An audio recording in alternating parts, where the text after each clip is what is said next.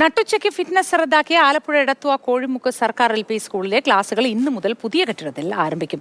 കൈവരി നിർമ്മിക്കാത്തതിനാൽ പുതിയ കെട്ടിടത്തിനും നിലവിൽ ഫിറ്റ്നസ് ഇല്ല. താൽക്കാലിക കൈവരി നിർമ്മിച്ച് ഫിറ്റ്നസ് ലഭ്യമാക്കിയാണ് ക്ലാസുകൾ ആരംഭിക്കുന്നത്. അപകടാവസ്ഥയിലായ പഴയ കെട്ടിടത്തിൽ കുട്ടികളെ പഠിപ്പിക്കുന്നത് തുടരാനാകില്ല എന്ന നിലപാടെടുത്ത രക്ഷിതാക്കൾ പ്രതിഷേധവുമായി രംഗത്തെത്തിയിരുന്നു. വിശദവിവരങ്ങളുമായി രഘുനാഥ് നാരായണൻ ചേരുന്നു. രഘുനാഥ്, കുട്ടികൾ ഏതായാലും നിലവിൽ സുരക്ഷിതരാണോ എന്നതാണ് നമുക്കറിയേണ്ട ഏറ്റവും പ്രധാനപ്പെട്ട കാര്യം. കെട്ടിടം ഇപ്പോൾ പ്രവർത്തിക്കുന്നത് എങ്ങനെ, പൊളിച്ചു നീക്കാനുള്ള കാര്യത്തിലെ ധാരണ അതെങ്ങനെയാണ്? Modi, good morning. കുട്ടികൾ സുരക്ഷിതരാണ്. ഈ കാണുന്ന പുതിയ കെട്ടിടത്തിലാണ് ഇന്നു മുതൽ ക്ലാസുകൾ ആരംഭിക്കുക. LP സ്കൂളാണെങ്കിലും LKG മുതൽ 4ാം ക്ലാസ് വരെ ഉണ്ടെങ്കിലും 30 കുട്ടികളെ ഉള്ളൂ. അതായത് ഒരു ക്ലാസ്സിൽ 4ഓ 5ഓ കുട്ടികളൊക്കെ വീതമേ ഉള്ളൂ. അതുകൊണ്ട് ഈ സംവിധാനം മതിയാവും. പക്ഷേ കുട്ടികളായതുകൊണ്ട് തന്നെ ഇവിടുത്തെ ഈ കെട്ടിടത്തിന് ഫിറ്റ്നസ് നൽകാത്തതിൻ്റെ ഒരു പ്രധാനപ്പെട്ട കാരണം ഇവിടെ കൈവഴി ഇല്ലായിരുന്നു എന്നുള്ളത് കഴിക്കുകയാണ്. ചേച്ചി, സമാധാനമായോ ഇപ്പം കുട്ടികൾ? കുഴപ്പമില്ല. ഇതിപ്പം എങ്ങനെയാണ്, എന്താ പറഞ്ഞിരിക്കുന്നത്? ഇപ്പം താൽക്കാലിക ഫിറ്റ്നസ് കൊടുത്തിട്ടുണ്ട്, പിന്നെ അത് അവർ ചെയ്തു തരാമെന്ന് പറഞ്ഞിട്ടുണ്ട്. ഇന്നലെ ഈ മൂഡിലായിരുന്നില്ല, വളരെ വലിയ രീതിയിൽ വഴക്കൊക്കെ ഉണ്ടാക്കി നിൽക്കുകയായിരുന്നു. ഇന്നൊരു സമാധാനം ചേച്ചിയുടെ മുഖത്ത് കാണാം. അടക്കമുള്ള ഉദ്യോഗസ്ഥർ ഇവിടെ എത്തിയിട്ടുണ്ട്. ഇതാണ് കോഴിമുക്ക് LP സ്കൂളിലെ പഴയ കെട്ടിടം. ഈ കെട്ടിടത്തിൻ്റെ ഫിറ്റ്നസ്സാണ് ഇന്നലെ ഉച്ചയ്ക്ക് പഞ്ചായത്ത് റദ്ദാക്കിയത്. അതൊരു കാലപ്പഴക്കം ചെന്ന കെട്ടിടമാണ്, പക്ഷേ നല്ല രീതിയിൽ മെയിൻറ്റെയിൻ ചെയ്യുന്നുണ്ട്. പക്ഷേ അതിൻ്റെ ഓടും പട്ടികയിലുമൊക്കെ മോശമാണ്.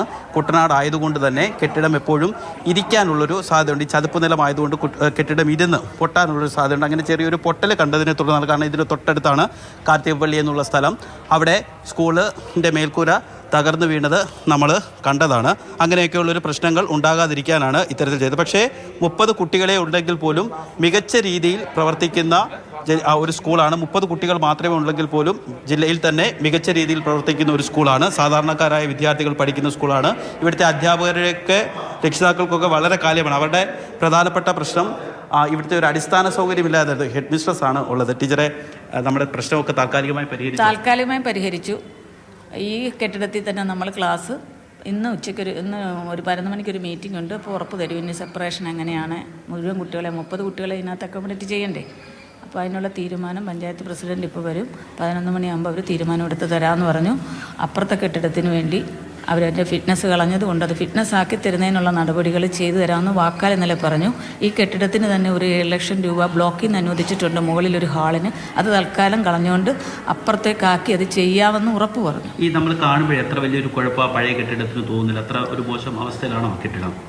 സാറേ, അത് സീലിംഗ് വീണ് കിടക്കും. കാരണം സീലിംഗ് ചെയ്തതുകൊണ്ട് നമുക്ക് ഫിറ്റ്നസ് എടുക്കാനായിട്ട് വന്ന സമയത്ത് നേരെ നോക്കുമ്പോൾ പ്രശ്നമൊന്നുമില്ല. പക്ഷെ ഒരു സീലിംഗ് 1-2 താഴെ വീണ് കഴിഞ്ഞിട്ട് ഇപ്പോൾ ഈ ജൂണിലെ ഒരു വലിയൊരു കാറ്റും മഴയും വന്നപ്പോൾ ഒരു സ്വകാര്യ വ്യക്തിയുടെ തെങ്ങ് അവിടെ നിൽപ്പുണ്ടായിരുന്നു. പഞ്ചായത്ത് റിട്ടേൺ കത്ത് കൊടുത്തിട്ട് പോലും അത് വലിച്ചു കിട്ടുമല്ലാതെ വെട്ടത്തില്ലെന്ന് എല്ലാ ഉദ്യോഗസ്ഥരുടെ മുമ്പിൽ വെച്ച് ആ വ്യക്തി പറഞ്ഞു. പിന്നെ AEOയിൽ ഞാൻ ചെന്ന് പറഞ്ഞപ്പോൾ AEOയുടെ നിർദ്ദേശപ്രകാരം ഒരു കത്ത് കൊടുത്തതിൻ്റെ ഫലത്തിലും വന്നിട്ടും വെട്ടത്തില്ല, വലിച്ചു കിട്ടുമെന്ന് പറഞ്ഞു. അതിൽ നിന്ന് നിരന്തരം ഓലയും മറ്റും വീണ് ഓട് പൊട്ടിയിട്ടും വെള്ളം താഴേക്ക് വീണില്ല. ഒരു പക്ഷേ ആ സീലിങ്ങിന് ഇതുകൊണ്ടായിരിക്കും.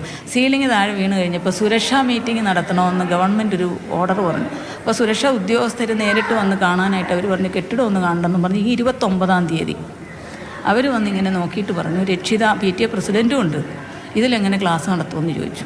ഇതിന് ഫിറ്റ്നസ് കിട്ടിയാണോ? ആണെന്ന് പറഞ്ഞു. ഞാൻ എൻ്റെ AO സാറിനെ വിളിച്ചപ്പോൾ ടീച്ചറെ ഫിറ്റ്നസ് കിട്ടിയതിലേ ഇരുത്താൻ പറ്റൂ, ഫിറ്റ്നസ് ഇല്ലാത്തത് ടീച്ചർ തൽക്കാലം ചെയ്യരുതെന്ന് പറഞ്ഞു. അപ്പം ഫിറ്റ്നസ് വിദ്യാഭ്യാസ വകുപ്പിൽ നിന്ന് വന്നവരും നോക്കിയിട്ട് രഘുനാഥ് നാരായണനാണ് വിശദവിവരങ്ങൾ.